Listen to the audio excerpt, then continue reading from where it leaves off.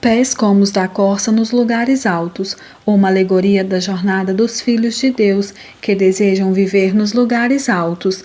Capítulo 13. No Vale da Privação.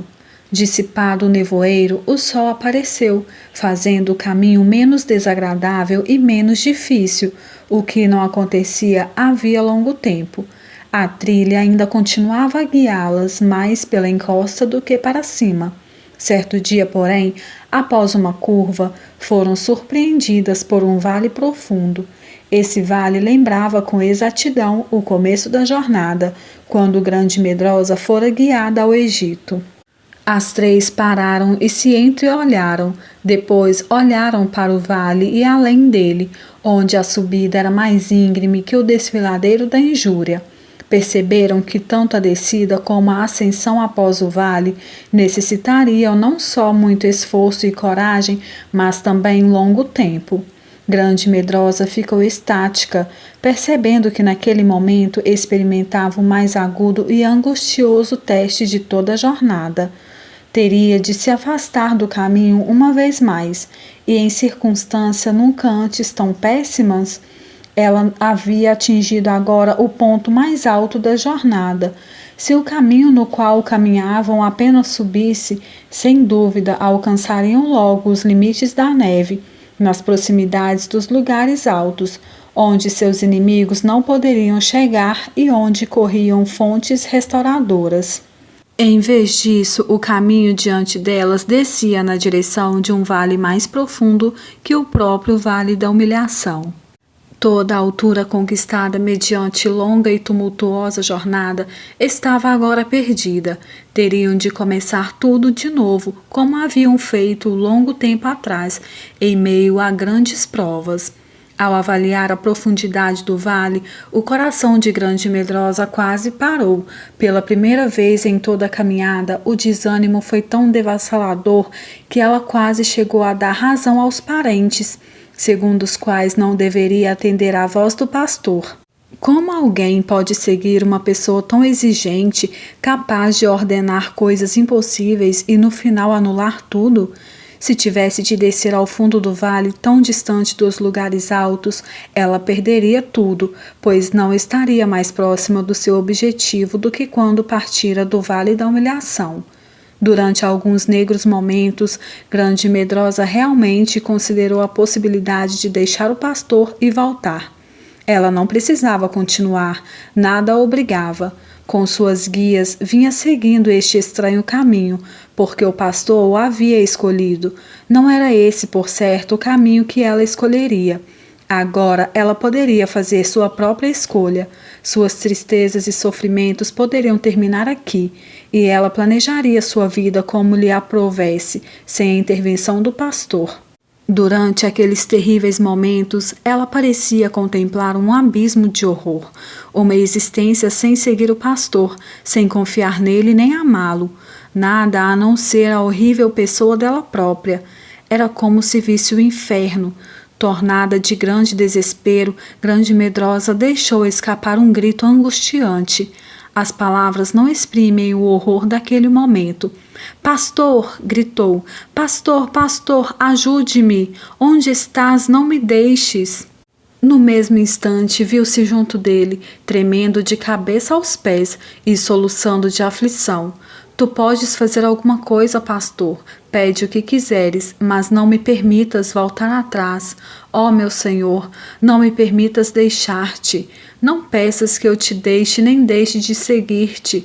Então, enquanto continuava a implorar, disse entre soluços: "Se quiseres decepcionar-me, meu Senhor, quanto à promessa dos pés de corça, do novo nome ou de outra coisa qualquer, por certo pode fazê-lo.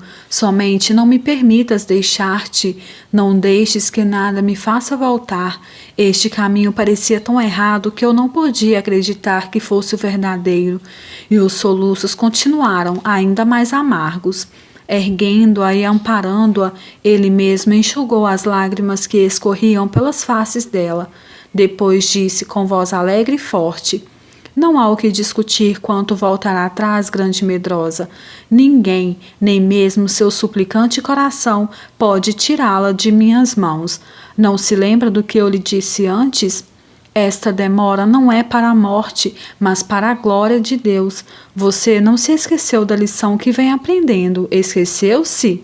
Não é menos verdade também que o que eu faço não é conhecido agora, mas o será depois, prosseguiu. Minhas ovelhas ouvem a minha voz e me seguem.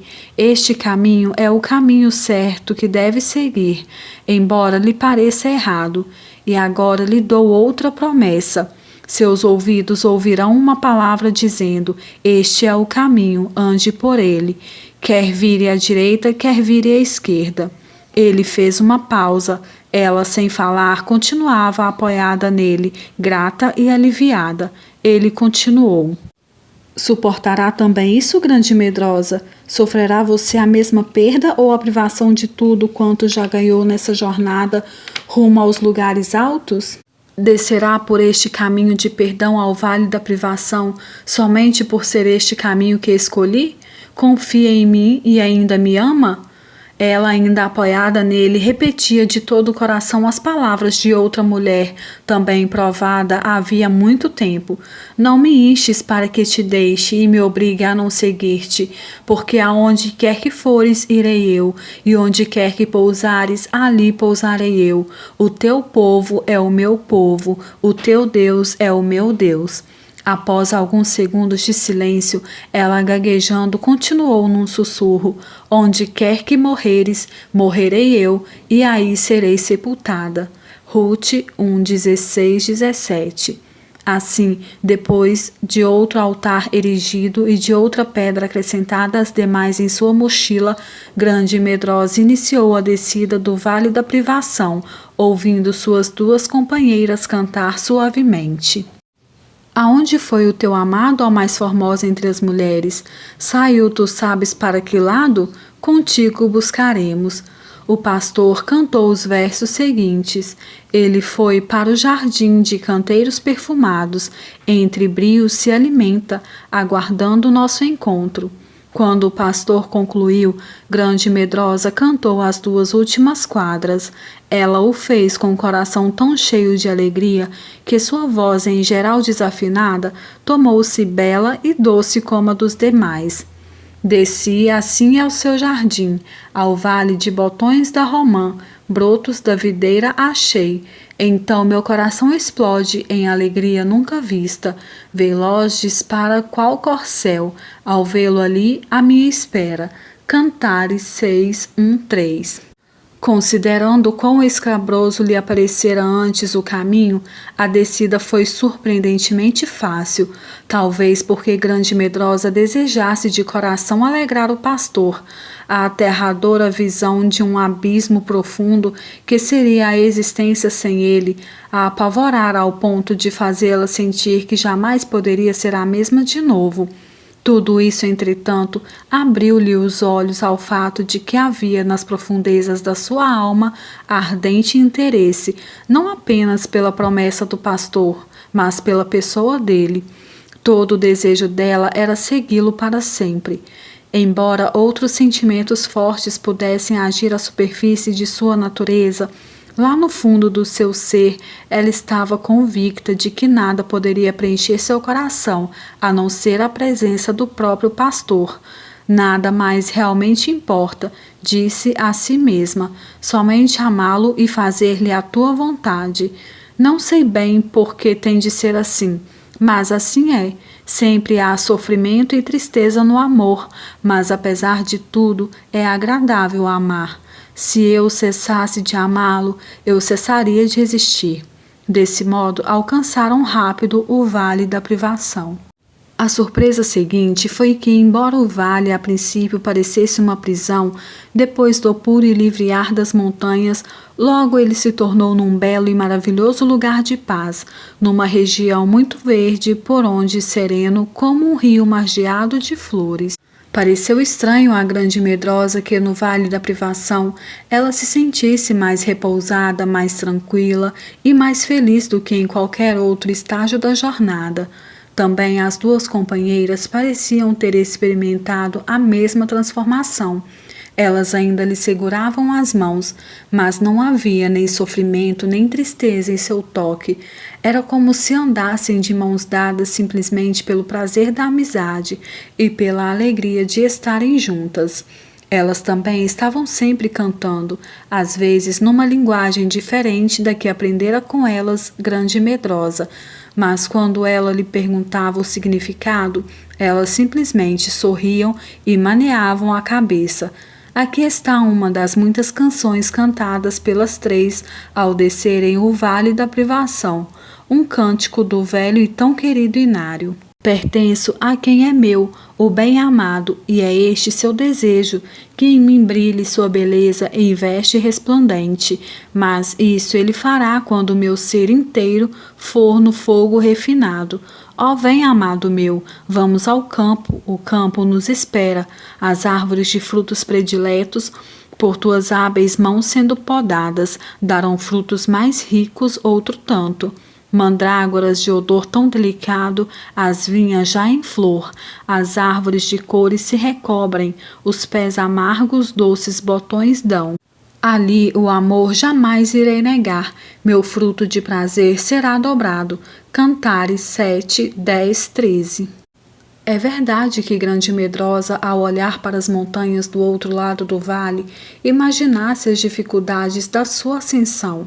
Contudo, sentia-se feliz por ter de esperar tranquila, vagando pela planície, até o tempo em que o pastor determinasse. Uma coisa em particular a confortava. Depois dos obstáculos e escorregões do caminho das montanhas, onde tropeçava e cocheava dolorosamente, nessa região calma e verde, ela afinal podia andar sem tropeçar e sem sentir suas deficiências físicas. Tudo isso lhe parecia muito estranho, já que andava pelo Vale da Privação e que aparentemente estava mais distante dos lugares altos do que nos dias anteriores.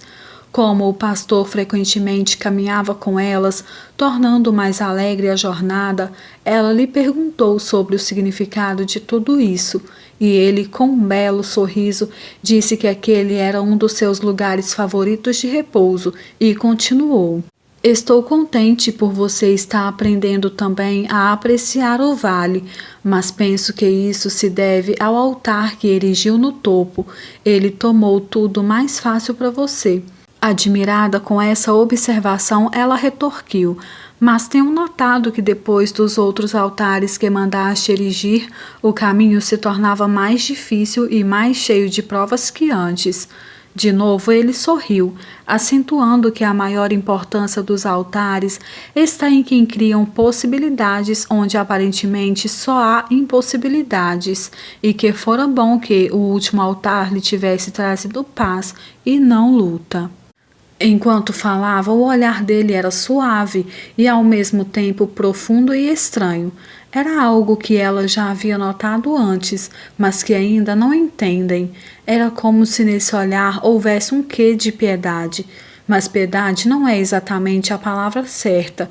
Seria um olhar de maravilhosa compaixão, combinada com inflexível determinação. Quando ela descobriu isso, pensou em algumas palavras proferidas por um dos servos do pastor, lá no Vale da Humilhação, antes mesmo de ela ter sido chamada para os lugares altos. Esse servo havia dito: o amor é belo, mas é também terrível. Terrível na determinação de não aceitar imperfeições ou a falta de valor na personalidade da pessoa amada. Quando ela se lembrou disso, pensou com um pequeno tremor em seu coração: ele nunca ficará contente enquanto eu não me tornar naquilo que ele determinou que eu seja. E como ainda era grande medrosa e não estava preparada para mudar de nome, ela acrescentou com uma ponta de medo: imagino o que planeja fazer em seguida. E se isso me machucar demais?